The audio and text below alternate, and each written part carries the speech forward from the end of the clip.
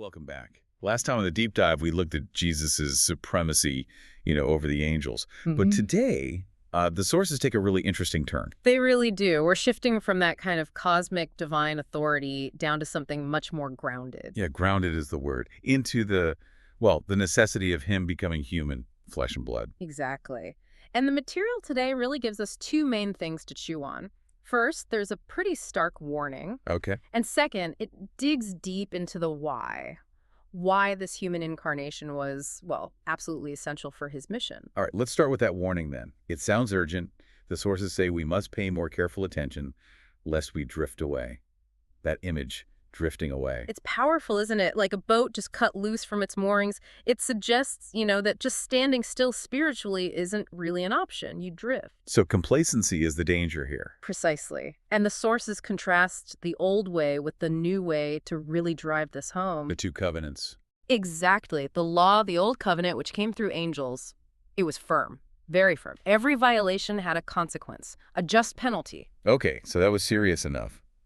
How does the text make this new salvation seem even more critical? What's the lever? Well, the lever is the source, right? This great salvation, as it's called, wasn't delivered by intermediaries, by angels. It was spoken directly by the Lord himself. Okay, so the authority level is completely different. Completely. And then confirmed by eyewitnesses, backed up by God with signs, wonders, gifts of the Spirit. The whole package authenticates it on a different level. Right, which poses that underlying question in the text. If ignoring the old way brought penalties. How could anyone possibly expect to escape if they neglect this salvation? Spoken by the Lord himself. It raises the stakes considerably. It really does. And that leads us, I suppose, into the paradox. Why God becomes human. The sources bring up Psalm 8. The part about humanity being made a little lower than the angels, but also crowned with glory and honor, meant to rule creation. But then there's that immediate, almost sharp clarification.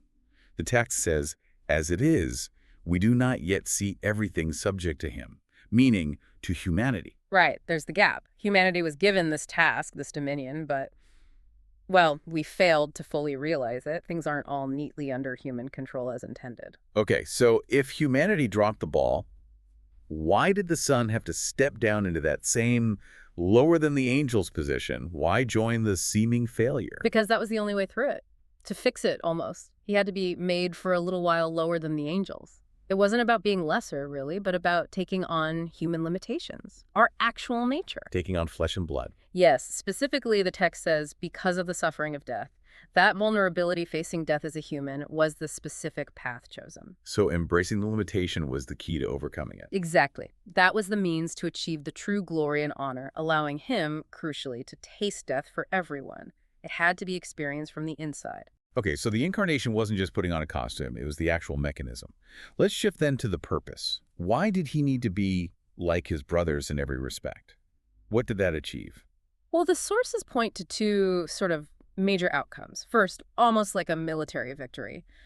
By dying his human death, he broke the devil's power. The devil's power. The power of death itself. Yes, the one who held that power.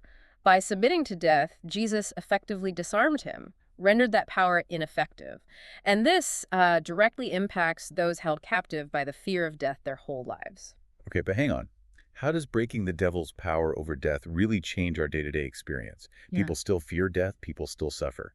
Is the mechanism truly broken if the experience often remains? That's a fair question, and it ties directly into the second outcome, which is maybe more relational. He became our merciful and faithful high priest. Okay, high priest.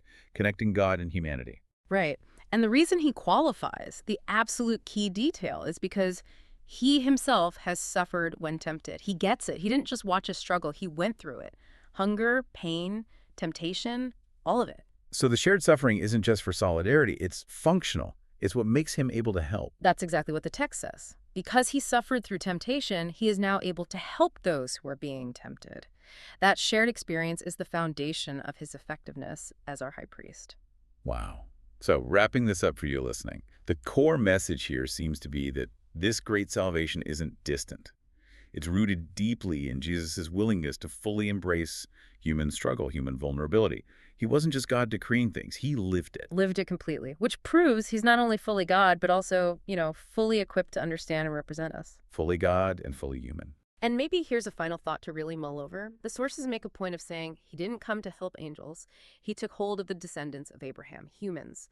So think about this. What does it truly mean for your specific daily grind, your worries, your temptations, your struggles, that the Savior of the universe had to walk through every kind of human experience you face?